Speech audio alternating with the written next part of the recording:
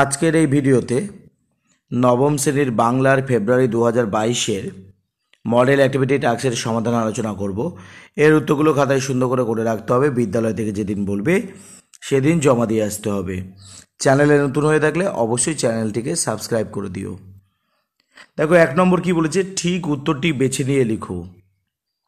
1 ধীবর বৃত্তান্ত নাট্যাংশে জেলেটির বাড়ি ক উজ্জয়িনীতে, খ শচীতীর্থে, গ শক্রাবতারে, ঘ হস্তিনাপুরে। তো এখানে সঠিক উত্তর হবে গ শক্রাবতারে। তোমরা এইভাবে লিখবে 1 দিয়ে ধীবর বৃত্তান্ত নাট্যাংশে জেলেটির বাড়ি হাইপেন দিয়ে গ শক্রাবতারে। পুরোটা লেখার দরকার নেই, শুধু যে প্রশ্নটা আছে সেই প্রশ্নটাকে লিখে যেটা সঠিক উত্তর হবে তার দাগ নম্বর সহ লিখতে হবে।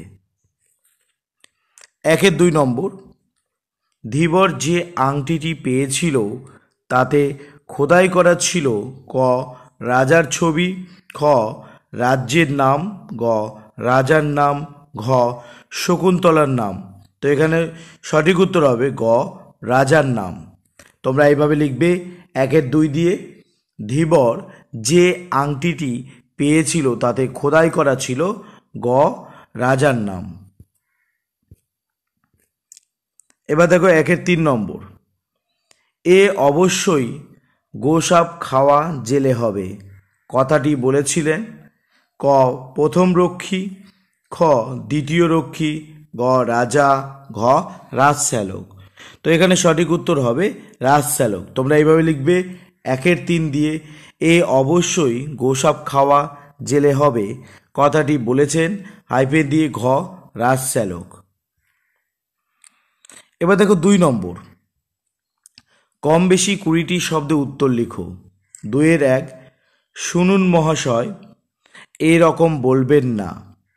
কোন ধরনের কথা বলতে বক্তা নিষেধ করেছে? উত্তর হলো রাজার শ্যালক ধীবরের পেশা নিয়ে ব্যঙ্গ বিদ্রুপ করলে বক্তা ধীবর রাজার শ্যালককে নিষেধ করেন কোনো মানুষের জীবিকা নিয়ে কাউকে ব্যঙ্গ বিদ্রুপ না করার জন্য। 2 নম্বর, সূচক এই জেলেকে ছেড়ে দাও।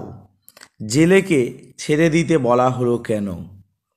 উত্তর হলো ধীবর বৃত্তান্ত নাট্যাংশে ধীবর পাওয়া আংটিটি বিক্রি করতে গিয়ে চুরির সন্দেহে বন্দী হন। পরে নির্দোষ প্রমাণিত হলে তাকে ছেড়ে দিতে বলা হয়। আংটি পাওয়ার ব্যাপারে ধীবরের সমস্ত বৃত্তান্ত রাজার কাছে সত্য প্রমাণিত হয়। ধীবর নির্দোষ হওয়ায় রাজার আদেশে শ্যালক সূচককে নির্দেশ দেন জেলেকে ছেড়ে দেওয়ার জন্য। এবার দেখো 3 নম্বর, এ কি যা তা অনুগ্রহ ধীবর অনুগৃহীত কেন? উত্তর হলো আংটি পাওয়ার ব্যাপারে ধীবর নির্দোষ প্রমাণিত হয় এবং রাজা দুষ্মন্তের আদেশে আংটির সমপরিমাণ অর্থ তাকে পুরস্কার দেওয়া হয়। রাজার এই মহান ব্যবহারে ধীবর অনুগৃহীত হয়ে ওঠে। 3 নম্বর, প্রসঙ্গ নির্দেশ সহ কম বেশি 60টি শব্দে উত্তর লিখো। প্রতিটির জন্য 3 করে রয়েছে। 3 সূচক একে পূর্বাপর সব বলতে দাও। ধীবর বর্ণিত কাহিনীটি বিবৃত করো। উত্তর হলো উদ্ধৃতাংশটি মহাকবি কালিদাস রচিত ধীবর বৃত্তান্ত নামক নাট্যাংশ থেকে গৃহীত হয়েছে। তাহলে প্রসঙ্গ নির্দেশ করতে হবে, তারপরে দেখো কাহিনীটি বলতে বলেছে। তাই এভাবে লিখবে ধীবর বর্ণিত কাহিনী। ধীবরের কাছে রাজার নামাঙ্কিত আংটি পাওয়া গেলে তাকে চোর সাব্যস্ত করা হয়। আংটিটি যেভাবে তার কাছে এলো তার পূর্বাপর সমস্ত কাহিনী জানাতে ধীবর বলে সে পেশায় জেলে, তার বাড়ি শক্রাবতার, সে মাছ ধরে সংসার চালায়। একদিন একটা রুই মাছ ধরার পরে সে যখন মাছটি টুকরো করছিল তখন মাছের পেটের মধ্যে থেকে মণিখচিত এই আংটিটি সে পায়। পরবর্তীকালে সে এই আংটিটি বিক্রি করার জন্য যখন লোককে দেখাচ্ছিল তখন রক্ষীরা তাকে ধরে নিয়ে আনে। তাই স্বভাবতই সে চোর নয়, সে নির্দোষ। এবার দেখো 3-2 নম্বর, তবে তাই হোক কোন বিষয়ে কারা সম্মতি জ্ঞাপন করেছেন? উত্তর হলো উদ্ধৃতাংশটি মহাকবি কালিদাস রচিত ধীবর বৃত্তান্ত নামক নাট্যাংশ থেকে গৃহীত হয়েছে। রাজা দুষ্মন্তের নামাঙ্কিত আংটি এক জেলের কাছে পাওয়া গেলে তাকে চোর সন্দেহে বন্দি করা হয়। জেলে তার পরিচয় দেয় এবং বারবার বলতে থাকে সে নির্দোষ। সে জানায় একটি রুই মাছকে খণ্ড করার সময় মাছের পেটের ভেতর থেকে এই আংটি সে পেয়েছে।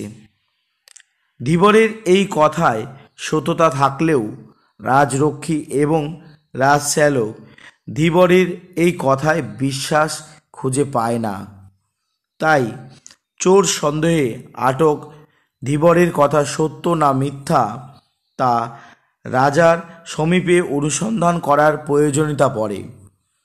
ধীবরকে রাজবাড়ির সম্মুখে আনার বিষয়ে রাজশ্যালকের সিদ্ধান্তে 2 রক্ষী জানুক এবং সূচক একত্রে সম্মতি প্রকাশ করে। এবার দেখো 3-3 নম্বর, সেই আংটিটা রাজার প্রিয় ছিল। এই উক্তির পরিপ্রেক্ষিতে রাজশ্যালক কি বলেছিলেন? উত্তর হলো উদ্ধৃতাংশটি মহাকবি কালিদাস রচিত ধীবর বৃত্তান্ত নামক নাট্যাংশ থেকে গৃহীত হয়েছে। উক্তির পরিপ্রেক্ষিতে রাজশ্যালকের বক্তব্য, রাজার আংটি চুরির অপরাধে আটক জেলেকে শাস্তি দেওয়ার বদলে রাজার হুকুমে আংটির সমমূল্য অর্থ পুরস্কার করা হয়। এতে রক্ষী জানুক হতবাক হয়ে বোঝার চেষ্টা করে হয়তো আংটিটি মূল্যবান ছিল বলেই এই পুরস্কারের ব্যবস্থা। জানুকের এই ভাবনার প্রত্যুত্তরে রাজশ্যালক জানায় শুধুমাত্র দামি রত্ন বসানো ছিল বলেই আংটিটি রাজার কাছে মূল্যবান ছিল তা নয়। এই আংটি দেখামাত্র রাজা বিহ্বল হয়ে পড়েছিলেন। রাজা দুষ্মন্তের স্মৃতিপটে ভেসে উঠেছিল তার কোনো প্রিয়জনের কথা। তাই স্বভাবতই আংটিটি গুণগত কারণে নয়, স্মৃতিচিহ্ন হিসেবে ছিল বলেই রাজার কাছে মূল্যবান। এবার দেখো 4 নম্বর, কম বেশি 150 শব্দে নিচের প্রশ্নটির উত্তর নিজের ভাষায় লিখো। শোনো ধীবর, এখন থেকে তুমি আমার একজন বিশিষ্ট প্রিয় বন্ধু হলে। কিভাবে ধীবর বক্তার বন্ধু হয়ে উঠল ধীবর বৃত্তান্ত নাট্যাংশ অনুসরণে আলোচনা করো। উত্তর হবে উদ্ধৃতাংশটি মহাকবি কালিদাস রচিত ধীবর বৃত্তান্ত নামক নাট্যাংশ থেকে গৃহীত হয়েছে। ধীবর এবং রাজশ্যালকের বন্ধুত্বের বিবরণ। এক ধীবরের কাছে রাজা দুষ্মন্তের নামাঙ্কিত আংটি পাওয়া গেলে রক্ষীরা তাকে বন্দি করে বিচারের জন্য রাজশ্যালকের কাছে নিয়ে আসে। এই সূত্রেই প্রথম রাজশ্যালক এবং ধীবরের আলাপ হয়। ধীবর আংটিটি পাওয়ার সমস্ত বৃত্তান্ত সবিস্তারে জানালেও প্রাথমিকভাবে রাজশ্যালক তাকে চোর বলেই মনে করে। ধীবরের গা থেকে মাংসের গন্ধ আসায় রাজশ্যালক তাকে ঘৃণা করে এবং তার জীবিকা নিয়ে ঠাট্টা তামাশা করে। বন্ধুত্বের কারণ। রাজার সমীপে ধীবরের কথার সত্যতা যাচাই করতে গিয়ে ধীবর প্রসঙ্গে রাজশ্যালকের ধারণা পাল্টে যায়। বিভিন্ন কারণ এবং অনুষঙ্গকে সামনে রেখে ঘৃণা বন্ধুত্বে রূপান্তরিত হয়। প্রথমত, রাজশ্যালক ধীবরের সাধুতার পরিচয় মুগ্ধ হয়। তিনি বুঝতে পারেন ধীবর যা বলেছেন সব সত্য। সে চোর নয়, তাই তার প্রতি বিরূপ আচরণ করা ভুল হয়েছে বুঝতে পেরে শ্যালক বন্ধুত্বের হাত বাড়িয়ে দেয়। দ্বিতীয়ত, আংটির সমান মূল্যের অর্থ রাজ ধীবরকে পুরস্কৃত করলে রাজশ্যালকের ভাব জগতে বিস্ফোরণ ঘটে। রাজশ্যালক ভাবতে থাকে সে মানুষ স্বয়ং রাজার দ্বারা পুরস্কৃত হয়, সে ঘৃণার যোগ্য নয়। তাই শ্যালক ধীবরের প্রতি বন্ধুত্বপূর্ণ মনোভাব প্রকাশ করে। তৃতীয়ত, ধীবরের জন্যেই রাজার প্রিয়জনের স্মৃতি ফিরিয়ে আনতে পেরে শ্যালক রাজার উপকার করার মধ্য দিয়ে রাজার প্রতি আনুগত্য প্রতিষ্ঠার সুযোগ পায়। তাই তিনি ধীবরের প্রতি আনন্দিত হয়ে ওঠেন। এভাবেই ধীবরের কর্মকাণ্ড, সততা এবং নৈতিকতার উজ্জ্বলতা রাজার শ্যালককে মুগ্ধ করে।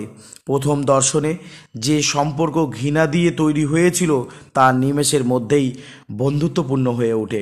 তোমাদের এখানে যেভাবে উত্তরগুলো করে দিলাম, তোমরাও খাতায় সেভাবে উত্তরগুলো করে রাখবে।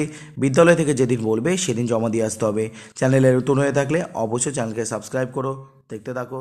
ধন্যবাদ।